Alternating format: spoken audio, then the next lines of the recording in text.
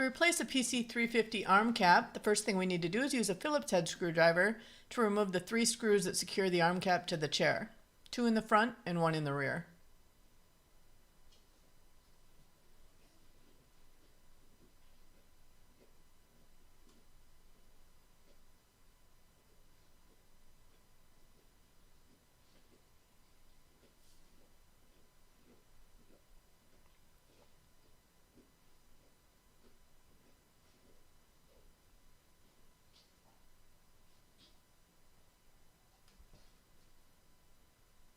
And we can remove the arm cap from the chair.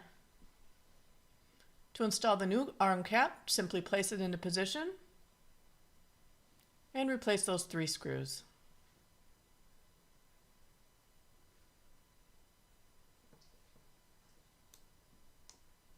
It's also helpful to push down on the arm cap with one hand while replacing the screws.